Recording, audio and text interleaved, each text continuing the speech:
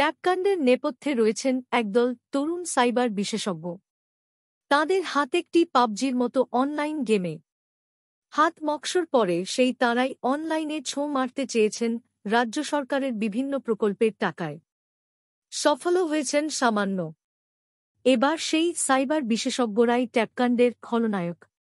তদন্তে নেমে বেশ কয়েকজনকে গ্রেপ্তার করার পর প্রাথমিকভাবে এমনটাই ধারণা তদন্তকারীদের একাংশের। নেট দুনিয়ায় যাতায়াত শুরু পাবজি গেম দিয়ে। কখনো বাবার কাছে আবদার করে নেওয়া টাকায়, কখনো স্কুল থেকে পাওয়া স্কলারশিপের অর্থে কেনা প্রথম টাচস্ক্রিন মোবাইলে খেলা শুরু। তারপর টাকার নেশায় কখনো নেট মাধ্যমে জুয়া খেলা, কখনো বাজি ধরে মোবাইল গেম খেলতেন স্কুল পেরিয়ে কলেজে পৌঁছনো কিছু তরুণ। ধাপে ধাপে তাঁরাই জড়িয়েছেন সাইবার অপরাধের দুনিয়ায়। বস্তুত তরুণের স্বপ্ন প্রকল্পের টাকা সরানোর কাজে অভিযুক্তদের বেশিরভাগই তরুণ এবং যুবক। তাঁদের কেউ কেউ ছোট্ট একটা ডেস্কটপ নিয়ে ঘুপচি ঘরে তৈরি করেছিলেন অনলাইন সার্ভিস সেন্টার। কাজ বলতে বিভিন্ন সরকারি প্রকল্পের আবেদনপত্রের ফর্ম পূরণ, নির্দিষ্ট পোর্টালে আবেদনপত্র জমা দেওয়া, ট্রেন এবং উড়ানের টিকিট বুকিং এবং সস্তায় মোবাইলের সিম কার্ড বিক্রি। এই সমস্ত কাজ করতে গিয়ে প্রচুর মানুষের ব্যক্তিগত তথ্য হাতে পেয়েছিলেন তাঁরা।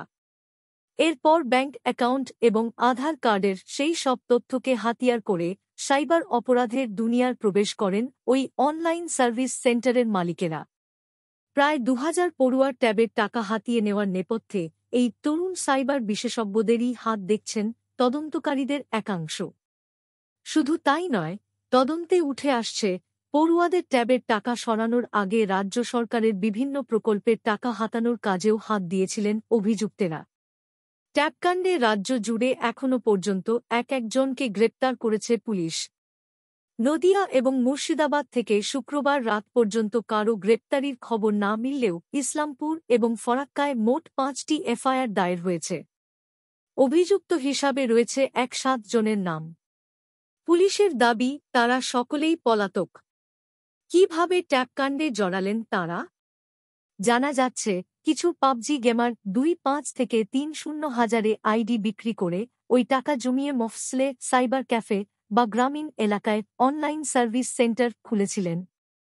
সংশ্লিষ্ট এলাকার প্রচুর মানুষের নানাবিধ কাজ অনলাইনে করে দেওয়ার ফলে তাঁদের আধার এবং ব্যাংকের তথ্য এদের নাগালে চলে আসে। ব্যক্তিগত সব নথি জালিয়াতদের সরবরাহ করে মোটা টাকা আয় করেছেন ওই ক্যাফে মালিকেরা। এভাবেই ভিনরাজ্যের জালিয়াতদের সঙ্গে যোগাযোগ তৈরি হয় এদের। ব্যাংক অ্যাকাউন্ট থেকে টাকা তুলতে আসা গ্রাহকদের বায়োমেট্রিক ক্লোনিং করে টাকা সরানোয় হাত পাকান এরা। সেখান থেকেই বড় অপারেশনে হাত দেন এই সাইবার বিশেষজ্ঞেরা।